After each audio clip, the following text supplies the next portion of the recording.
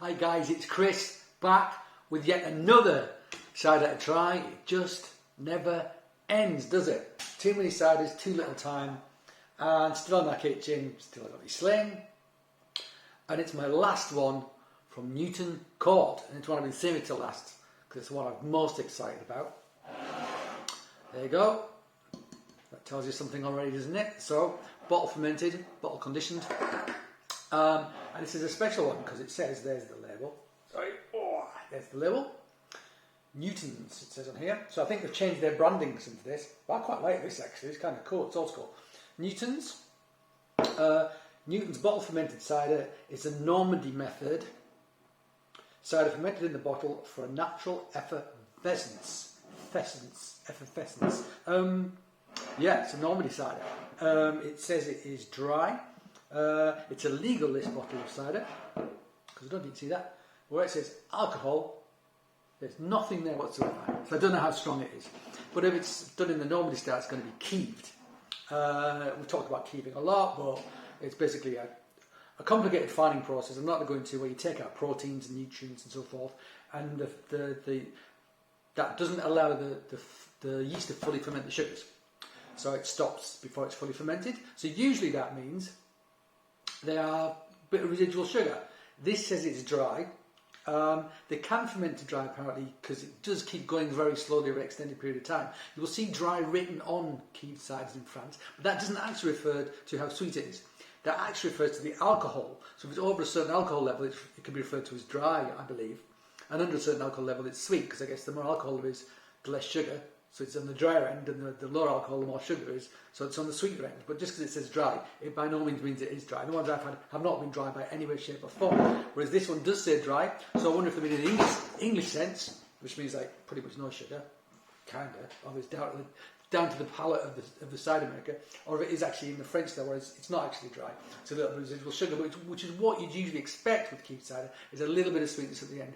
And like a baked apple, chat-a-tan character. I'm assuming they're using English apples, cider apples, rather than French cider apples. But let's give it a go. Looking forward to it a lot, actually. So again, I'm going to have to try and do this on the seat, and hope it doesn't blow up in my face. If I keep my face back, it will blow up on the ceiling. I'm going to keep my thumb on the top. So I assume it's pet nat. It won't be doorstep, I suppose. Keeved ciders tend to be pet nat. So you bottle it before the end of fermentation, and it finishes fermentation in bottle. And it's that final bit of fermentation in bottle, oh man, that gives you the fizz.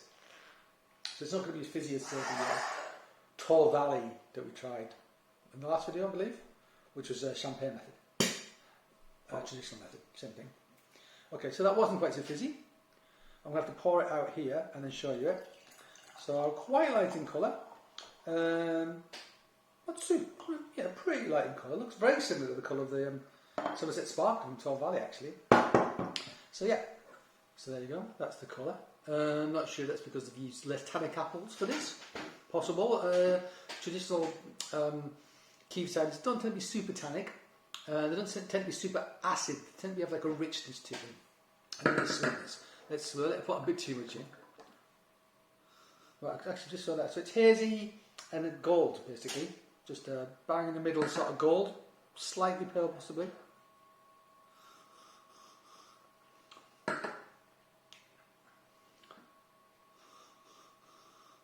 Very delicate nose, but I am getting a hint of that kind of rich baked apple character. Very subtly though, almost like, you can get something like that sort of brown sugar, buttery kind of element to it. There's that sort of thing going on. It's very delicate. That's it. Very delicate nose. Go and try it.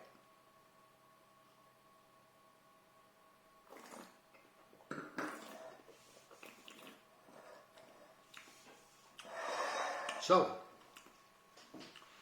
this is indeed dry. Drier than any Normandy cider I've had. And it does have very light tannins, so that colour suggested it wouldn't be super tannic, and it's not super tannic.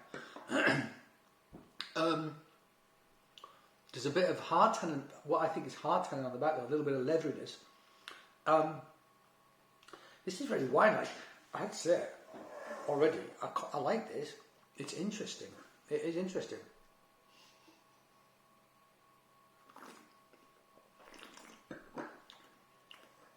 So dry. I'm getting a sort of, almost a hint of a banana / coconut element to it as well, actually. But there's that apple. It doesn't have quite the baked, sugary character on the part that I had on the nose.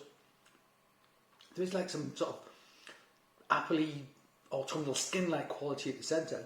There's almost like a slightly banana coconut element wrapped around that, which I have to say I think is really interesting.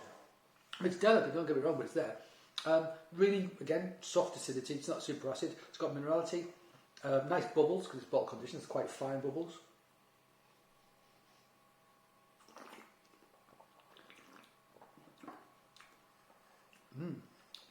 Yeah. Yeah.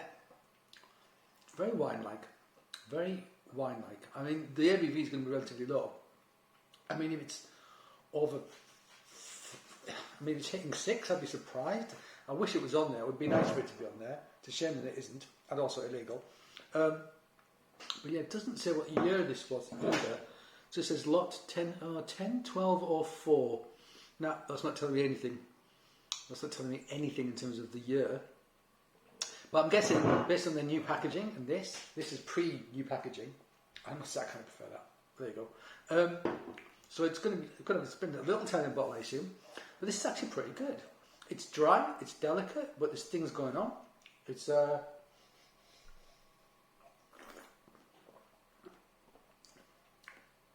delicate, but I'll keep wanting to go back for another little bit more. It does remind me actually a little bit of the Bridge Farm bottle conditioned, bottle fermented, whatever it's called. Basically Nigel Stewart's Keen Cider that he does. Except this one doesn't blow up quite as violently as his. Yeah, it's dry, it's delicate, it's subtle, but there's subtle layers of flavour in there, and I think this is a very nice drink. And actually, I was going to say maybe better for hot summer weather, but actually it lacks acidity, so there's a roundness to it. So I think actually cold nights like this, and actually the weather's going to get super cold, like -7 or something the next day or two.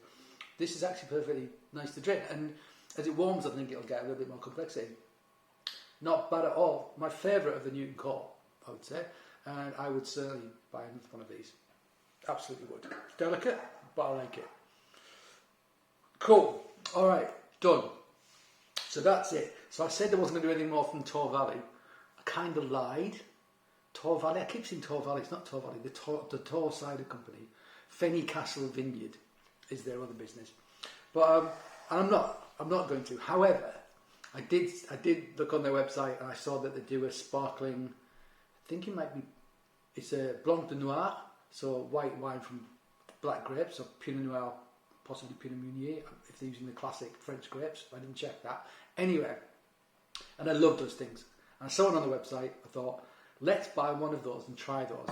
Let's try one of those. Let's try one of their wines to see how it stands up to their ciders, because that's really interesting. And I love wine as well. So we're going to do that when it arrives. It's not going to arrive for a couple of days. But when it does arrive, definitely going to do it. All right, guys, thank you for joining me as always. It's always a pleasure for me to sit down and drink and talk. And I hope you don't mind listening to me. You can turn off if you do. Right, so until next time, thanks for watching. Cheers.